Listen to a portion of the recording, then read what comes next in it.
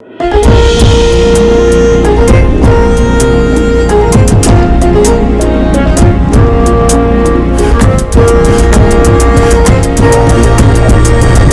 ጤና ይስጥልን የተከበራችሁ የፈታ ዴይሊ ቤተሰቦች የሰዓቱን መረጃ ይዘን ተገኝተናል።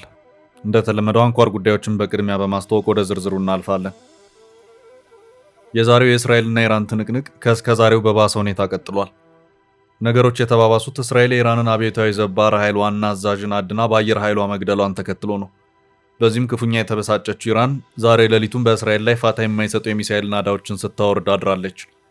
እስራኤልም ከእስከዛሬው በእጅጉ የባሰ መጠነ ሰፊ ጥቃትን በኢራን ላይ ፈጽማለች። ኢራንም በከፊል ክፍት አድርጋ የነበረውን የሆርሙዝ ሰርጥ ሙሉ በሙሉ ጥርቅም አድርጋ ዘግታለች። የነዳጅ ድፍድፍ ዋጋም በበርሜል $110 ተሻግሯል። ሙሉ የዕለቱን ዝርዝር የመካከለኛው ምስራቅ መረጃዎችን አሰባስበን አጠናቅረናል፣ የምናደርሳችሁ ይሆናል። አሜሪካና እስራኤል ኢራን ላይ የተቀናጀ ጥቃት ከከፈቱ ዛሬ 28ኛ ቀን ላይ እንገኛለን። ለጥቂት ሳምንታት ብቻ ነው የተባለው ጦርነት አንድ ወር ሊደፍነው 2 ቀናት ብቻ ቀርተውታል። በዛሬው ዕለት ኢራን ህዝቧን እያስታጠቀች መሆኑን ታውቋል። ከደርዘን በላይ ከተሞች መሳሪያ የያዙ የህዝብ ሚሊሻዎች መንገዶችን አጨናንቀው ታይተዋል። በዚህ ጦርነት ሩሲያ ለኢራን ለምትሰጠው ድጋፍ አንዲት የአውሮፓዊት ሀገር ማስረጃ አለኝ ስትል ተሰምታለች። እንዲሁም በጦርነቱ አሜሪካ 850 ቶማሆክ ሚሳይሎችን ኢራን ላይ መተኮሷ የመሳሪያ አጠቃቀሙ የፔንታጎን ባለሙያዎችን ማስጨነቁ ተሰምቷል። ኢራን ዛሬ 3 ከአሜሪካና እስራኤል ጋር የሚገናኙ መርከቦችን በሆርሙዝ ሰርጥ እንዳያልፉ ማባረሯን ስትገልጽ ለሁለት አዳዲስ ሀገራት ሰርጡን ክፍት ማድረጓን ገልጻለች። የዕለቱን መረጃ እያይዘን የምናሰማ ይሆናል። ጠቅላይ ሚኒስትር አብይ አህመድ በኢራንና በመካከለኛው ምስራቅ ወቅታዊ ጉዳይ ጥብቅ ምክክር አድርገዋል። ጠቅላይ ሚኒስትሩ የኢራን ጥቃቶችንም በተመለከተ በምክክሩ ያነሱት ጉዳይ አለ፣ ይዘነዋል። በጀነራል ታደሰ የሚመራው የትግራይ ጊዜያዊ አስተዳደር የተሰጠው የስልጣን ዘመን ሊጠናቀቅ ጥቂት ቀርቶታል። ታዲያ ጀነራል ጻድቃንና ሌሎች የሚመሩት የለውጥ ፈላጊዎች እንቅስቃሴ የተሰኘ ተቃዋሚዎችና የትጥቅ ኃይሎችን ያሰባሰበ ስብስብ የጊዜያዊ አስተዳደሩን ስልጣን ለመረከብ እየተደራጀ ስለመሆኑ ተሰምቷል። መረጃውን የምናደርስ ይሆናል። የኢትዮጵያ አየር መንገድ የእስራኤል በረራዎቹን አቋርጧል። አየር መንገዱ ውሳኔውን በተመለከተ ማብራሪያ ሰጥቷል። መረጃው የምሽቱ ጥንቅራችን አካል ነው። ተጽዕኖ ፈጣሪዎችን ማስታወቂያ በማስነገር ከግማሽ ቢሊዮን ብር በላይ አጭበርብሯል በሚል ክስ የቀረበበት ፊንቴክ ድርጅት ዋና ስራ አስኪያጅ ላይ ይፋዊ ክስ ተመስርቷል። ዋና ስራ አስኪያጁ ወደ 20 ተደራራቢ ክሶች ተመስርቶባቸዋል። የተመሰረተው ከባድ ክስ ምን ይላል? የዛሬውን የፍርድ ቤት ውሎ ሙሉ መረጃና በችሎቱ ስለ አነጋጋሪ አርቲስቶቹ ጉዳይ ምን ተሰማ የሚለውን በዝርዝር እንመለከታለን። እስከ ጥንቅራችን ፍጻሜ አብራችሁን ቆዩ። የምንለቃቸው ዕለታዊ ትኩስ ዜናዎች እንዲደርሷችሁ ላይክ፣ ሼር፣ ሰብስክራይብ ማድረግ እንዳትረሱ።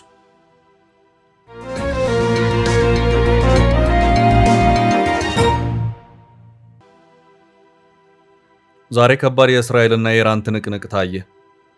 የዛሬው የእስራኤልና የኢራን ትንቅንቅ ከእስከዛሬው በባሰ ሁኔታ ቀጥሏል። ነገሮች የተባባሱት እስራኤል የኢራንን አብዮታዊ ዘብ ባህር ኃይል ዋና አዛዥን አድና በአየር ኃይሏ መግደሏን ተከትሎ ነው። በዚህም ክፉኛ የተበሳጨችው ኢራን ዛሬ ሌሊቱን በእስራኤል ላይ ፋታ የማይሰጡ የሚሳኤል ናዳዎችን ስታወርድ አድራለች። በዚህም ኢራን እኛ እንቅልፍ አጥተን አድረናል፣ አሁን ደግሞ ተራው እናንተ መሆን አለበት በሚል እስራኤል ጦርነቱ ከተጀመረበት ዕለት ጀምሮ የከፋውን ጥቃት በኢራን ላይ እንደሰነዘረች ዘገባዎች አመላክተዋል። በቴህራን የመኖሪያ አፓርታማ ጥቃት ደርሶበት በርካቶች ፍርስራሽ ውስጥ ተቀብረዋል።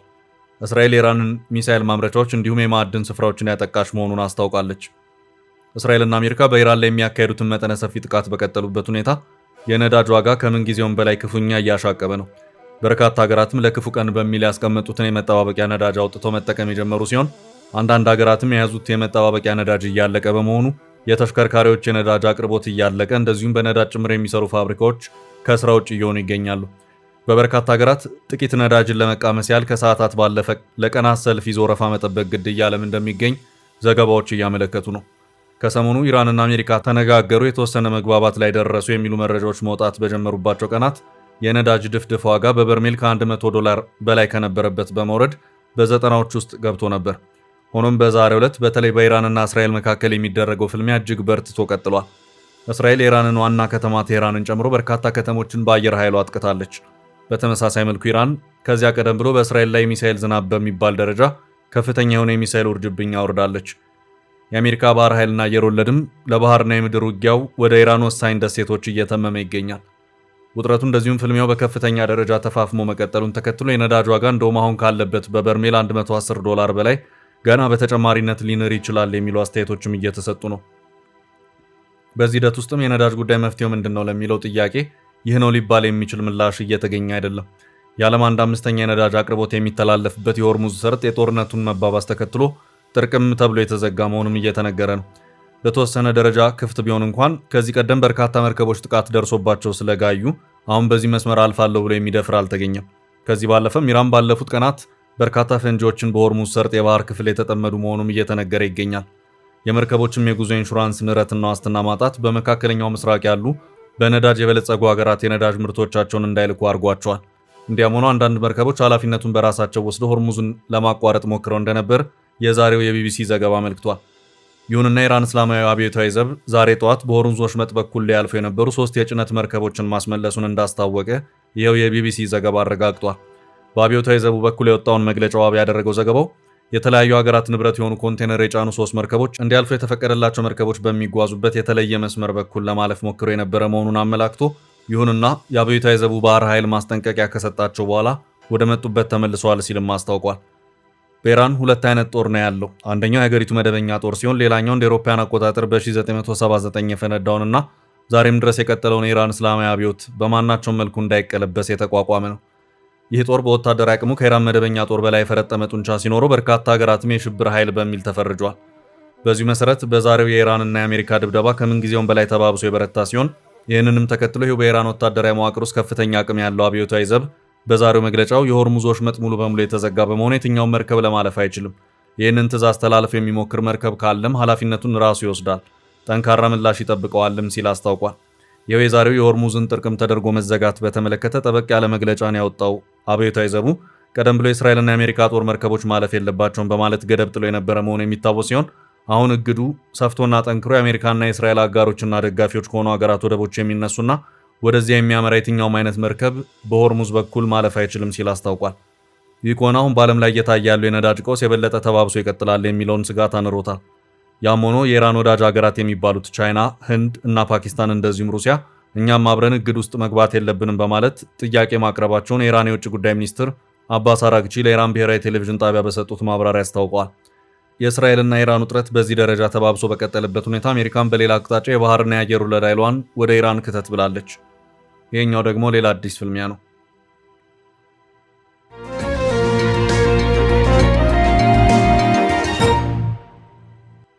በሌላ በኩል ኢራን ህዝቧን እያስታጠቀች ነው። አሜሪካ 850 ቶማሆክ ሚሳኤል ኢራን ላይ ተኩሳለች። አዳዲስ ሀገራት ሆርሙዝን እንዲሻገሩ ተፈቀደ።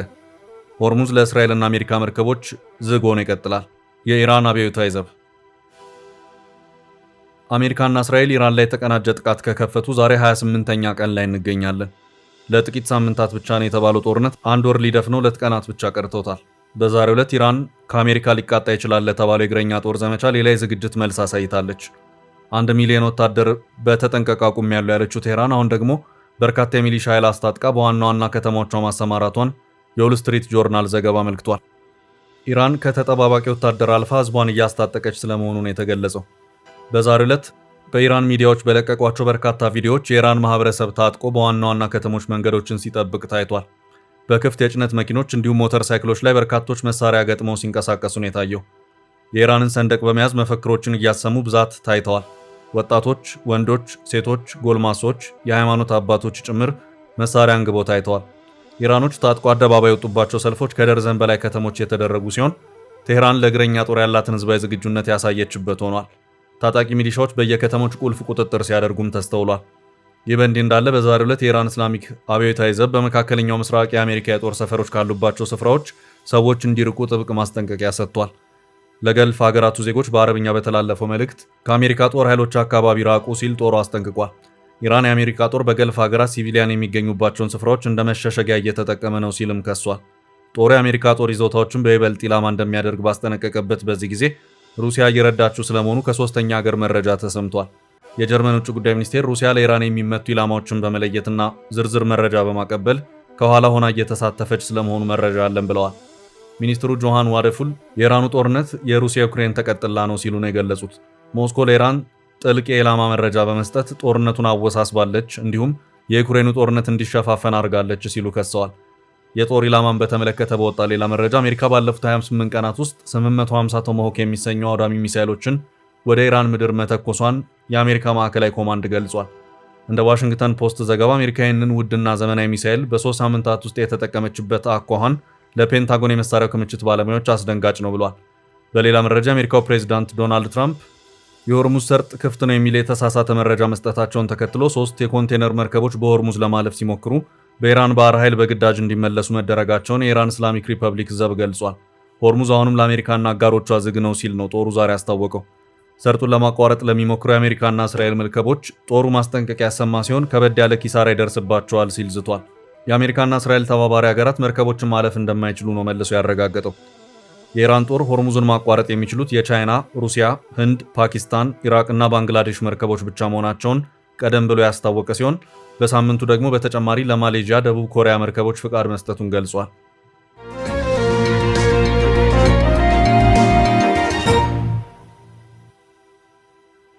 በቀጣይ ርዕስ ጠቅላዩ ስለ ኢራን ጥቃቶች።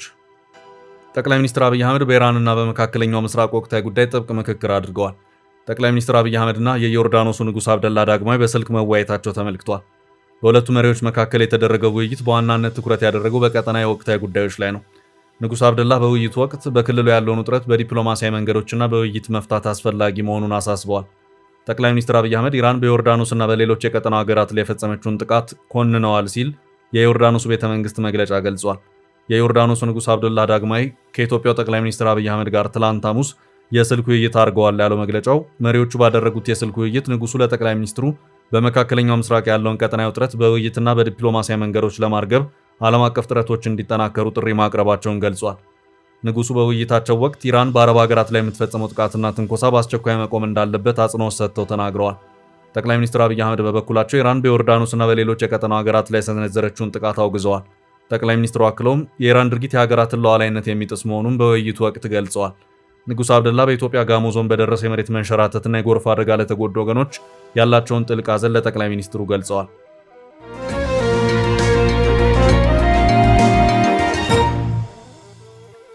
ወደ ቀጣይ መረጃ አለፍን።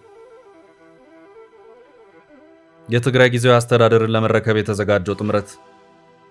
በጀነራል ታደሰ የሚመራው የትግራይ ጊዜያዊ አስተዳደር የተሰጠ የስልጣን ዘመን ሊጠናቀቅ ጥቂት ቀርቶታል። ታዲያ ጊዜያዊ አስተዳደሩን የሚተካ ከበርካታ ኃይሎች የተደራጀ ጥምረት ስልጣን ለመረከብ እየተሰናዳ መሆኑ ተሰምቷል።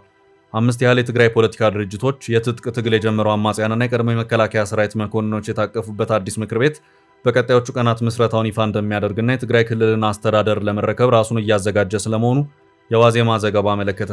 የቀድሞ የመከላከያ ሰራዊት ጠቅላይ ኤታማዦር ሹምና በቅርቡም በአቶ ጌታቸው ረዳ ይመራ በነበረው የትግራይ ጊዜያዊ አስተዳደር ውስጥ ምክትል ፕሬዝዳንትና የዴሞክራታይዜሽን ዘርፍ ኃላፊ የነበሩት ጀነራል ጻድቃን ገብረትንሳይ ባለፈው ዓመት ሐምሌ ወር መጨረሻ 4 የፖለቲካ ፓርቲዎችና 2 ነባር ወታደራዊ አመራሮችን ያቀፈ ስብስብ መፍጠራቸውን መግለጻቸው ይታወሳል። ጀነራሉ የሚመሩት የለውጥ ፈላጊዎች እንቅስቃሴ የተሰኘው ስብስብ አረና ትግራይ፣ ባይቶና፣ ውናትና ስምረት ፓርቲዎችን ያካተተ እንደሆነ በመጥቀስ ወታደራዊ አመራሮቹም ራሳቸው ጀነራል ጻድቃንና ጀነራል ተክላይ አሸብር ወይም ወዲ አሸብር መሆናቸውን በወቅቱ ተናግረዋል። ይህ ስብስብ በወቅቱ የታቀፉት አባል ፓርቲዎች ላይ ለውጥ ያደረገ ሲሆን በአሁኑ ወቅትም ስምረት፣ ባይቶና፣ አረና ትግራይ፣ ትንሳኤ ሰባ እንደርታና ቃንጭ ሀቅ የተባሉትን 5 የፖለቲካ ፓርቲዎች ያካተተ መሆኑን የዜና ምንጩ ዘገባ አመልክቷል። በተለይም የጊዜያዊ አስተዳደሩ ፕሬዝዳንት ሌተናል ጀነራል ታደሰ ወረደ የስልጣን ጊዜ 2 ሳምንታት ዕድሜ የቀረው መሆኑን ተከትሎም ራሱን ከትግራይ ኃይሎች የነጠለውና በአፋር የሚንቀሳቀሰው የሐራ መሬት ወይም የትግራይ ሰላም ኃይል በመባል የሚጠራው ታጣቂ የስብስቡ ወታደራዊ ክንፍ እንዲሆን ከስምምነት መደረሱንም ከስብስቡ አባል ፓርቲ ኃላፊዎች ለማረጋገጥ መቻሉን ዘገባው አክሏል። 5 የፖለቲካ ፓርቲዎች ለየብቻ ሲንቀሳቀሱ መቆየታቸውን ገልጾ በክልል ውስጥ ያለውን ስርዓት ለማስወገድ ብቸኛው አማራጭ ተደራጅቶ መንቀሳቀስ እንደሆነም ነው ኃላፊዎቹ ማመናቸውን የተናገሩት።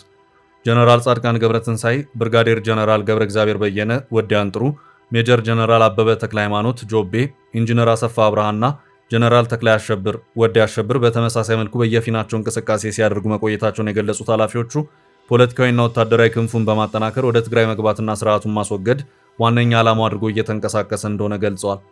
የህወሓት አመራሮች ጊዜያዊ አስተዳደሩ ሙሉ በሙሉ ለመቆጣጠር ጥረት እያደረጉ ነው ያሉ ሲሆን ይህ እንዲሆን አንፈቅድም ማለታቸውም ተዘግቧል። ቀጣዩን የጊዜያዊ አስተዳደርነት ቦታ በመቆናጠጥ ክልሉን የማስተዳደር ጥረት መጀመሩን፣ ይህን ለማሳካትም መንግስታዊ ቅርጽ ያለው ምክር ቤት እንደሚቋቋም ተናግረዋል። የጊዜያዊ አስተዳደሩ ፕሬዝዳንት የስልጣን ጊዜ ከማብቃቱ በፊት በቅርቡ በአዲስ አበባ ይፋ እንደሚደረግና ለስራ ማስኬጃ እንዲሁም ለሰራዊት የሚሆኑ የገቢ ማሰባሰብ ስራዎችን ለመጀመር እቅድ መኖሩም ተነግሯል። ሆኖም በፌዴራል መንግስት በኩል የሚደረግላቸው ድጋፍ ይኖር እንደሆነ ለቀረበው ጥያቄ ምላሽ ከመስጠት መቆጠባቸውን ዘገባው አመልክቷል።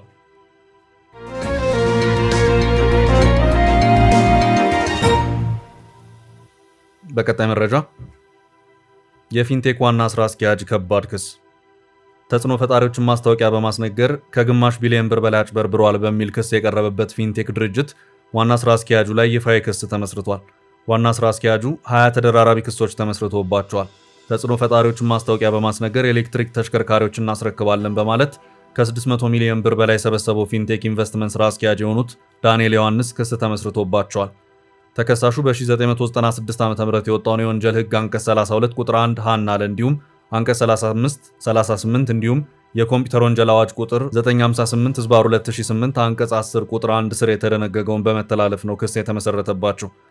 ተከሳሽ ለጊዜው ካልተያዙ ተጠርጣሪዎች ጋር በመሆን ኮምፒውተርን ወይም የኮምፒውተር ስርዓትን በመጠቀም አሳሳች ዳታ በማሰራጨት የራሳቸውን በመሰወር ወይም መግለጽ የሚገባቸውን ነገር በመደበቅ ወይም የሌላውን ሰው የተሳሳተ እምነት በመጠቀም ሌላውን ሰው አታለው የተበዳይን ጥቅም የሚጎዳ ድርጊት እንዲፈጸም ለማድረግ በማሰብ ወንጀል ለመፈጸም ባደረጉ ስምምነት መሰረት የወንጀል ድርጊት መፈጸማቸውን አቃቤ ሕግ በክስ ዝርዝሩ ላይ አመልክቷል።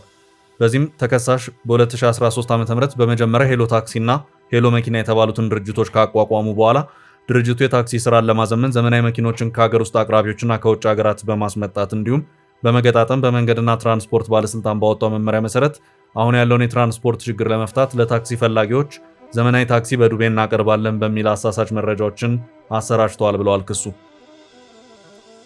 በመረጃው መሰረት ከ5000 በላይ የሚሆኑ ግለሰቦች ተከሳሽና የተከሳሽ ድርጅት በተለያዩ በመንግስት በግልና ማህበራዊ ሚዲያዎች ላይ የተሰራጨውን ማስታወቂያዎች በመመልከት ወደ ድርጅቱ የሄዱ የግል ተበዳዮች በዱቤ ሰርታችሁ ትርፋማ የምትሆኑበትን ታክሲ ገንዘቡን በከፈላችሁት በ3 ወር ውስጥ እናስረክባችኋለን በማለት 60,000 ብር ለመመዝገቢያ ከመኪናው ጠቅላላ ዋጋ 25 በመቶ ወይም 247500 ብር በድርጅቱ አካውንት ላይ ገቢ እንዲያደርጉ በማድረግ የግል ተበዳዮች እምነት እንዲጥሉባቸው ለማድረግና በረቀቀ መንገድ ወንጀሉን ለመፈጸም እንዲያመቻቸው ውል በማርቀቅና በድርጅቱ በተረቀቀ ውል ላይ እንዲፈርሙ ማድረግ የሚል በክሱ ላይ ተገልጿል። ከዚህ በተጨማሪ መኪኖቻቸውን ሻንሲና ሞተር ቁጥር ስለመጣ ፈርማችሁ ሰዱ በማለት ከሄሎ ታክሲ ከሚል ድርጅት የሞተርና ሻንሲ ቁጥር ላይ ፈርመው እንዲወስዱ ካደረጉ በኋላ ከ600 ሚሊዮን ብር በላይ ተቀብለው መኪናውን ሳያስረክቡ ድርጅቱን ዘግተው መሰወር በክሱ ላይ ከተነሱ ጉዳዮች መካከል ነው። በተጨማሪም ተከሳሹ ቀደም ሲል በዓለም ዋንጫ ስም ማጭበርበር ፈጽሞ በኢንተርፖል ከተያዘው ግርማይ ገብረ ሚካኤል ወይም አስካል ከተባለ ግብረ አበራቸው ጋር በመሆን ፊንቴክ ኢንቨስትመንት የተባለ ድርጅት በ7 ሚሊዮን ብር ካፒታል በ2016 ዓ.ም ማቋቋማቸው ተጠቅሷል። ድርጅቱ የቻይናውን BYD ኤሌክትሪክ መኪኖች በዱቤ እንደሚያቀርብ በማስመሰል ታዋቂ አርቲስቶችን፣ ቲክቶከሮችንና ተጽዕኖ ፈጣሪዎችን በመጠቀም መጠነ ሰፊ ማስታወቂያዎችን አስነግረዋል። በስካይላይት ሆቴልና በመስቀል አደባባይ መኪናዎችን እንዳስረከቡ የሚያሳዩ ምስሎችን በማሰራጨትም ህብረተሰቡ እምነት እንዲጥልባቸው ማድረጋቸው በዘገባው ተመላክቷል። ውድ ቤተሰቦቻችን ለዛሬ ያዝንላችሁን ርዕሰ ጉዳዮች እዚህ ላይ ቋጨን። ላይክ፣ ሼር እና ኮሜንት በማድረግ ለቻናላችን ድጋፋችሁን መግለጽ እንዳትዘነጉ እያልን ከሌሎች መረጃዎች ጋር ደግመን እስክንገናኝ ቸር ያሰማን ስንል ተሰናበትን።